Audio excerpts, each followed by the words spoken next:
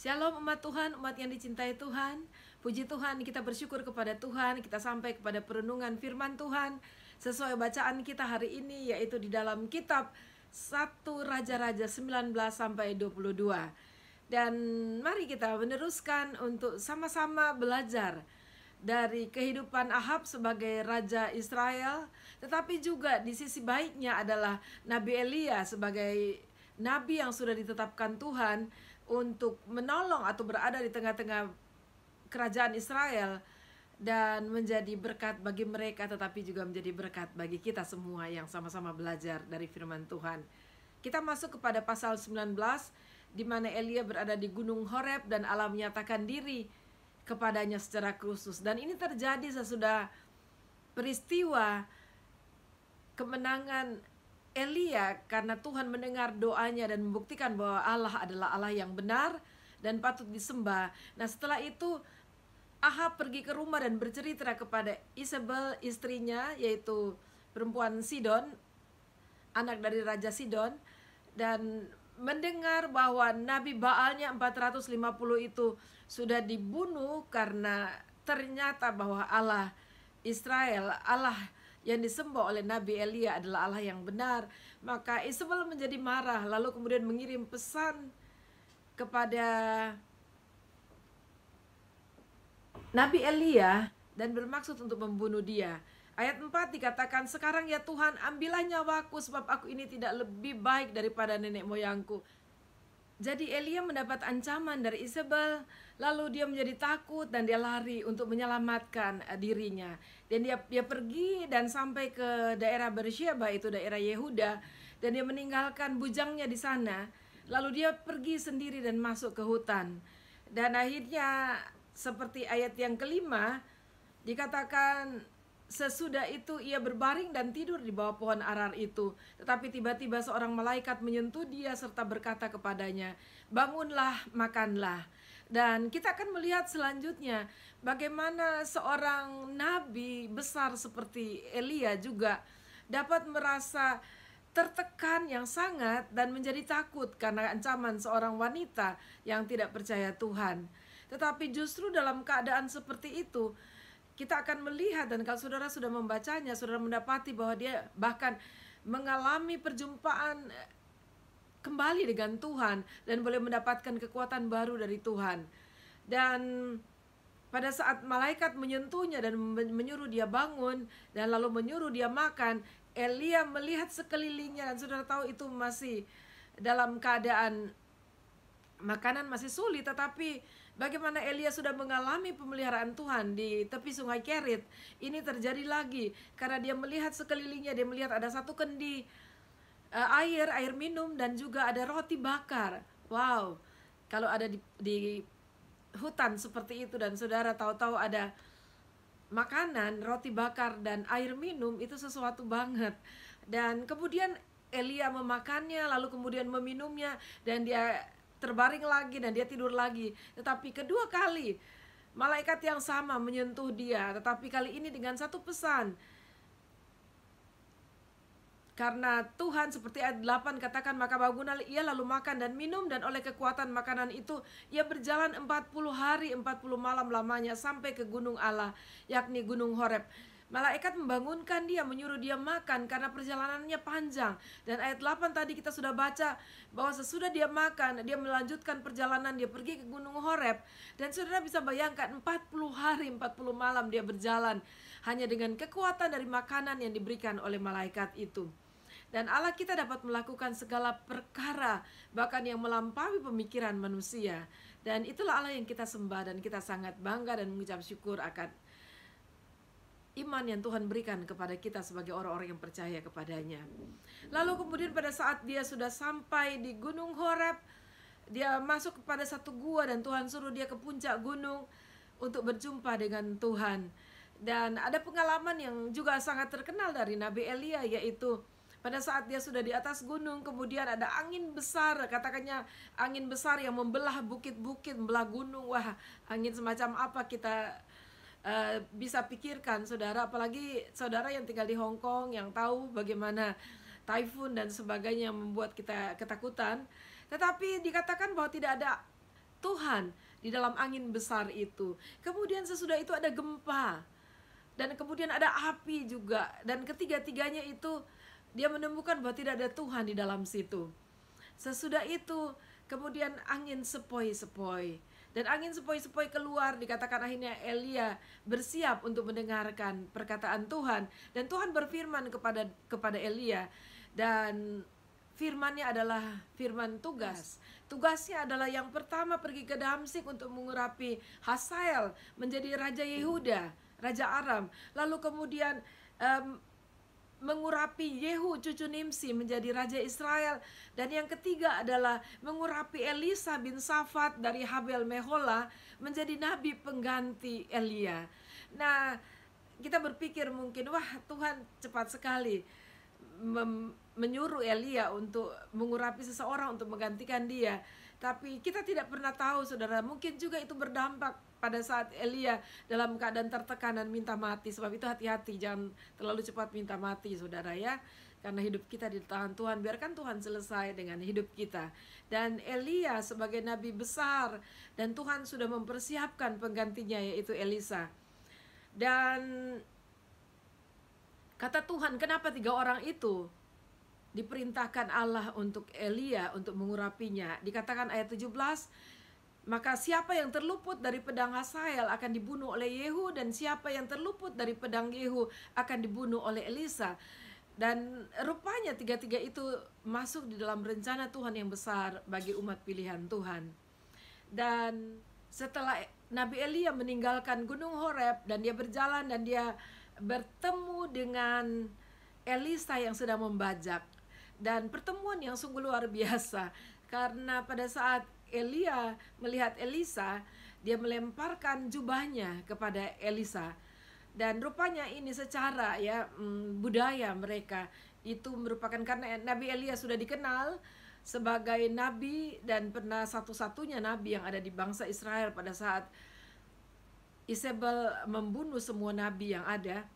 Dan biasanya sebagai guru atau sebagai orang yang dipilih oleh Tuhan, dan Tuhan juga menyuruh untuk mengambil murid untuk diajarkan, maka ada sesuatu seperti salah satunya adalah melemparkan jubah.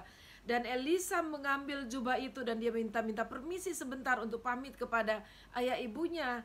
Dan sesudah itu dia berjanji untuk mengikuti Elia. Dan sesuatu yang luar biasa, saudara, dari Elisa, kita melihat sikapnya pada saat dia mengambil keputusan untuk mengikuti Elia. Dia sudah mengambil tindakan untuk tidak kembali lagi, no turning back buat Elisa. Dan kita melihat di ayat yang ke-21 di situ, lalu berbaliklah ia daripada Elia sesudah dia pamit.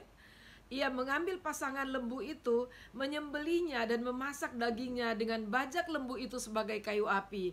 Ia memberikan daging itu kepada orang-orangnya, kemudian makanlah mereka. Sesudah itu bersiaplah ia lalu mengikuti Elia dan menjadi pelayannya. Nah, kita melihat, saudara, lembu yang dipakai untuk, dan dikatakan itu lembu itu bukan cuma satu, lembunya itu ada 12. Dan dia berada di yang ke-12, berada di belakang dari lembu itu, dan mereka membajak. Nah, saudara, bajakan besar, dan kayu itu adalah kayu yang banyak kalau mau dibilang bersama-sama dengan 12 lembu. Tapi akhirnya dia memasak daging lembu yang ada, dan dia membagi-bagikan potongan-potongan lembunya kepada pekerja-pekerjanya. Lalu dia membakar, dia memasak daging lembu itu dengan bajakan yang dari kayu itu. Dan saudara melihat bahwa dia sedang memutuskan masa lalunya pada hari itu, dan dia memulai musim yang baru sebagai nabi, sebagai orang yang dipilih oleh Allah, yang tentunya harus melewati proses untuk menjadi pelayan dari Nabi Elia, untuk belajar dari Nabi Elia. Dan itu cerita luar biasa dari Elisa pada saat dia dipanggil menjadi Nabi Allah. Dan kita masuk kepada pasal yang ke-20.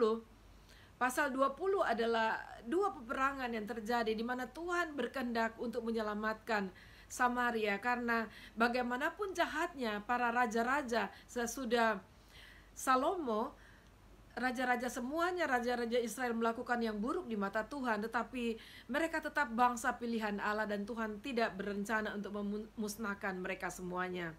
Dan ayat yang pertama dari pasal yang ke-20 ini, saya bacakan buat saudara. Ben-Hadad Raja Aram mengumpulkan seluruh tentaranya, 32.000 orang raja bersama-sama dia beserta kuda dan kereta. Lalu ia maju, ia mengepung Samaria dan memeranginya. Nah saudara, pada saat itu Ben-Hadad memang kepingin untuk menguasai Israel. Dan sebenarnya Raja menjadi takut juga, Raja Ahab itu, dan dia mau menyerah kepada Raja Aram, Ben-Hadad ini, karena Ben-Hadad punya pasukan jauh lebih besar dari Israel. Tetapi pada saat dia berbicara dengan tua-tua menyarankan dia untuk tidak menyerah, dan akhirnya mereka siap berperang. Pada saat mereka sudah mulai berhadapan-hadapan, perkemahan Israel dan perkemahan Aram itu, kemudian datanglah, seperti ayat 13 katakan, tiba-tiba tampillah seorang nabi kepada Ahab raja Israel serta berkata, beginilah firman Tuhan, sudahkah kau lihat semua orang yang sangat ramai itu, bahwasanya pada hari ini aku akan menyerahkan mereka ke dalam tanganmu. Dan saudara, kita garis bawahi ini, ada maksud Tuhan, kenapa Tuhan menganugerahkan kemenangan bagi bangsa Israel. Dikatakan nabi Tuhan itu, supaya engkau tahu bahwa akulah Tuhan. Dan Tuhan masih mengasihi Raja Ahab sebenarnya. Setelah sudah banyak mujizat dan hal-hal yang luar biasa dilakukan Allah, Tuhan masih ingin menyatakan diri. Saudara, seringkali kita dapat melihat juga bahwa Tuhan berbesar hati, memperpanjang kesabarannya kepada seseorang. Dan kali ini kepada Ahab. Memang benar bahwa Israel memenangkan pertempuran itu. Tetapi Nabi Tuhan berkata kepada Ahab bahwa pergantian tahun nanti Ben-Hadad Raja Aram itu akan menyerang kembali bangsa Israel. Dan benar, akhirnya Ben-Hadad Raja Aram itu dan raja-raja mereka dan semua pegawai-pegawainya berencana untuk menyerang bangsa Israel. Dan sebagai usulan dari dari pegawai-pegawai Aram itu kepada rajanya, kepada Ben-Hadad, mereka mengatakan bahwa Allah Israel adalah Allah gunung. Berarti kalau kita berperang seperti yang lalu berperang di gunung, kita selalu pasti kalah, karena Allah Israel adalah Allah gunung. Dan mari kita menyerang mereka di tanah rata dan percaya bahwa mereka pasti akan kalah. Tetapi kemudian peperangan yang terjadi di Afek, Israel juga menang, saudara. Karena Tuhan memang berkehendak bahwa Israel akan menang.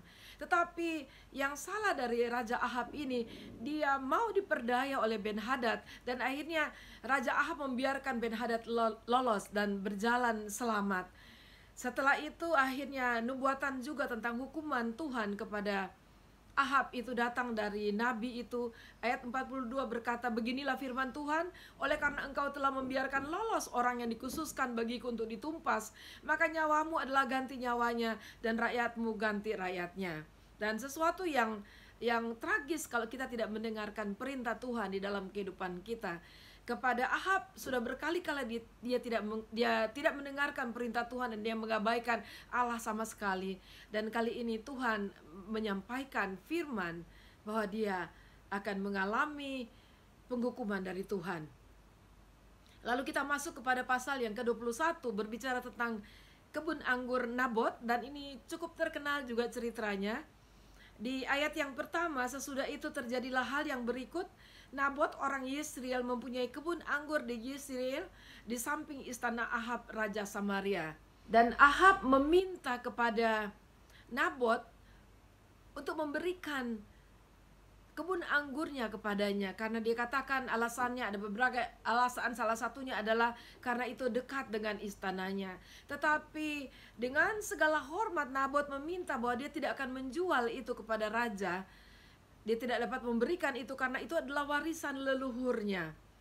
Dan raja yang sebenarnya sudah punya segala sesuatu yang dia suka, tetapi dia masih menginginkan kebun anggur Nabot, itu keluar sikap manjanya. Dia tidak mau makan, dia hanya berbaring. Lalu akhirnya sampai ketahuan dari istrinya Isabel itu. Dan Isabel berkata, kenapa kamu seperti itu? Mungkin dengan gaya sinetron kalau saya mau bilang suamiku. Tetapi akhirnya saudara, setelah Isabel tahu bahwa raja bersikap seperti itu, tidak makan sampai menjadi lemah karena dia menginginkan kebun anggur Nabot, tapi Nabot tidak memberikannya. Akhirnya dia bersiasat untuk membunuh Nabot, dan akhirnya memang Nabot terbunuh. Dan Tuhan menyuruh Nabi Elia untuk menjumpai Raja Ahab dan menyampaikan firman-Nya. Ayat yang ke-19, katakanlah kepadanya demikian, beginilah firman Tuhan, engkau telah membunuh serta merampas juga. Katakan pula kepadanya, beginilah firman Tuhan, di tempat anjing telah menjilat darah Nabot, di situ jugalah anjing akan menjilat darahmu. Sesudahnya aku akan mendatangkan malapetaka kepadamu. Aku akan menyapu engkau dan melenyapkan setiap orang laki-laki dari keluarga Ahab, baik yang tinggi maupun yang rendah kedudukannya di Israel. Dan Tuhan katakan bahwa Raja Ahab menerima hukuman seperti keluarga Yerobeam bin Nebat dan Baesa bin Ahia, yang kita tahu Tuhan musnahkan seluruh keluarganya. Dan sama kata-katanya itu, Tuhan akan menyapu bersih keturunannya. Dan firman Tuhan juga datang kepada Isabel. Ayat 23 dikatakan juga mengenai Isabel, Tuhan telah berfirman, anjing akan memakan Isabel di tembok luar Yesreel. Dan itu adalah hal-hal yang tragis, saudara, kembali kalau kita tidak mentaati Tuhan. Dan saudara, hal yang menyentuh hati saya bukan karena Ahabnya, tetapi karena kasih Tuhannya. Karena dikatakan sesudah Elia bertemu dan menyampaikan firman Tuhan kepadanya tentang penghukuman Tuhan atas keluarganya, Ahab kemudian mengoyakkan pakaiannya dan dia memakai pakaian berkabung, lalu dia tidur juga dengan pakaian berkabung. Dan kalau dia memakai pakaian berkabung, biasanya mereka tidur di tanah, dan itu menyentuh hati Tuhan. Dan ayat 29 adalah ayat yang luar biasa. Kata Tuhan kepada Elia, sudahkah kau lihat bahwa Ahab merendahkan diri di hadapanku? Oleh karena ia telah merendahkan diri di hadapanku, maka aku tidak akan mendatangkan malapetaka dalam zamannya. Barulah dalam zaman anaknya aku akan mendatangkan malapetaka atas keluarganya. Kita melihat bahwa Tuhan memperhitungkan seseorang pada saat dia merendahkan diri dan dengan sikap hati kepada Tuhan untuk meminta belas kasihan Tuhan. Walaupun penghukuman itu akan terjadi, tapi paling tidak ada kemurahan yang diberikan Tuhan kepada orang yang sedemikian. Lalu kita lanjut kepada pasal yang ke-22. Dikatakan bahwa 3 tahun aman di Israel. Dan sekali waktu Yosafat, Raja Yehuda, menjumpai Ahab, Raja Israel itu. Dan kemudian dalam perjumpaan itu Ahab mengajak Yosafat agar Israel dapat bergabung bersama-sama dengan Yehuda, atau Yehuda bergabung bersama-sama dengan Israel untuk memerangi orang Aram yang menduduki Ramot Gilead yang sebenarnya adalah milik mereka. Dan Yosafat menyetujui, tetapi dia katakan di ayat yang kelima bahwa baiklah kita tanyakan dahulu firman Tuhan. Dan Yosafat adalah seorang raja yang takut akan Tuhan, dan itulah sebabnya dia meminta kepada Ahab, dia meminta kepada Ahab untuk bertanya kepada Tuhan. Lalu Ahab mengumpulkan nabi-nabi, ada 40 orang nabi, tapi ternyata nabinya nabi-nabi palsu, dan mereka selalu berbicara positif kepada Raja Ahab. Tetapi kita melihat bahwa Yosafat memiliki kepekaan tersendiri. Di ayat yang ke-7 Yosafat bertanya, tidak adakah lagi di sini seorang nabi Tuhan, supaya dengan perantaraannya kita dapat meminta petunjuk? Itu berarti tidak ada nabi Tuhan, itu bukan nabi Tuhan. Yosafat melihat bahwa mereka bukan nabi Tuhan. Dan kita tahu bahwa Raja Ahab adalah raja yang menyembah berhala. Lalu kemudian akhirnya dicarilah, dia bilang seperti ini ya, bahwa ada nabi Tuhan di sini, yaitu Mika. Tetapi Ahab marah kepada Mika karena selalu menubuatkan atau membicarakan atau menyampaikan kecelakaan kepada malapetaka kepada Ahab. Tetapi akhirnya dipanggil juga Mika. Dan seperti apa yang diketahui oleh Ahab tentang Mika, Mika juga masih mengatakan hal yang sama di ayat 14. Tetapi Mika menjawab, demi Tuhan yang hidup sesungguhnya, apa yang akan difirmankan Tuhan kepadaku, itulah yang akan kukatakan. Dan itulah nabi yang benar, yaitu menyampaikan apa saja yang Tuhan suruh untuk menyampaikan. Tidak peduli apakah itu dibenci, tidak disukai oleh orang lain atau sebaliknya. Dan akhirnya perang itu terjadi, dan disitulah Ahab akhirnya mati sesuai dengan firman yang disampaikan Tuhan. Lalu Yosafat dia selamat, di dalam rencana Tuhan tentunya. Dan dikatakan bahwa Yosafat anak Asa itu, dan Asanya juga itu adalah orang yang hidup takut akan Tuhan. Dia menjadi raja atas Yehuda dalam tahun keempat zaman Ahab, raja Israel, dan akhirnya Ahab itu mati dan digantikan oleh anaknya. Tetapi Yosafat adalah raja yang hidup takut akan Tuhan. Ayat 43 mengatakan, ia hidup mengikuti jejak Asa ayahnya, ia tidak menyimpang daripadanya dan melakukan apa yang benar di mata Tuhan. Dan walaupun dikatakan ia menutup pelacuran bakti, tetapi bukit-bukit pengorbanan tidak dijauhkan oleh Yosafat. Jadi orang masih mempersembahkan dan bakar korban di bukit-bukit itu. Dan Yosafat dikatakan hidup damai dengan Raja Israel, dan dia masih bekerja sama dengan Ahasia, Raja ke-8 dari Israel. Dan walaupun Ahasia hanya 2 tahun memerintah, dikatakan bahwa dia hidup jahat di mata Tuhan, dan Tuhan memurkai dia. Dan itulah akhir kisah dari apa yang kita dapat baca dari kitab 1 Raja-Raja. Dan hari ini adalah hari terakhir kita membahas dari 1 Raja-Raja. Besok kita akan maju ke 2 Raja-Raja sebagai kelanjutan dari cerita Raja-Raja Israel dan Yehuda. Dan mari kita belajar dari setiap pengalaman-pengalaman yang ada, yang kita baca di dalam firman Tuhan. Dan kita melihat belajar dari Ahab, saudara, dengan istrinya Isabel. Dan ini juga mungkin menjadi dorongan bagi mereka yang single untuk memilih pasangan hidup sehingga bersama-sama untuk saling mendukung di dalam iman dan perbuatan baik, bukan saling menghancurkan seperti Ahab dan Isabel. Tuhan Yesus memberkati kita semua.